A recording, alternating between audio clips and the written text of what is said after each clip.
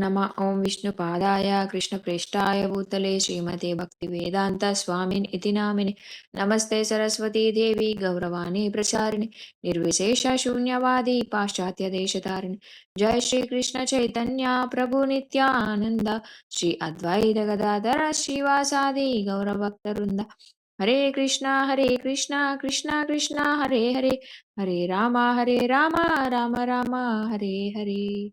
హరే కృష్ణ. భగవద్గీత యథాతథం అధ్యాయం 1 శ్లోకం 2. దృష్ట్వా తు పాండవానీకం వ్యూఢం దుర్యోధనస్తదా ఆచార్యమాముపసంగమ్య రాజా వచనమబ్రవీత్. Translation and purport by divine grace A C Bhaktivedanta స్వామి శ్రీల ప్రభుపాదికి జై. అనువాదం.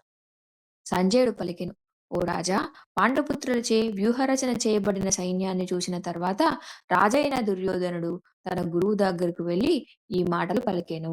భాష్యం. శ్రీల ప్రభుపాద్కి జై. ధృతరాష్ట్రుడు పుట్టుకతోనే గుడ్డివాడు.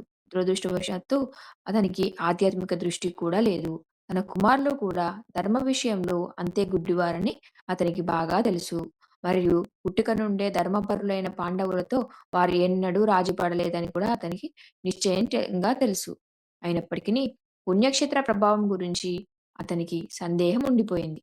మరియు యుద్ధభూమి పరిస్థితి గురించి అడగటంలో అతని ఉద్దేశాన్ని సంజయుడు గ్రహించగలిగాడు.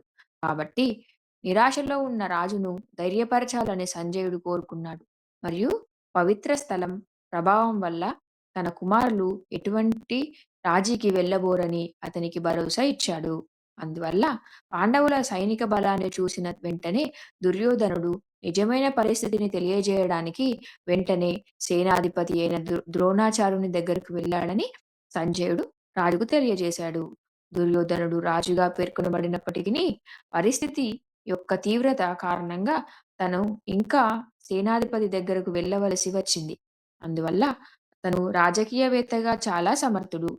కానీ పాండవుల సైనిక వ్యూహాన్ని చూసినప్పుడు అతను పొందిన భయాన్ని దుర్యోధనుడు రాజకీయ ముసుగు కప్పిపుచ్చలేకపోయింది. హరే కృష్ణ.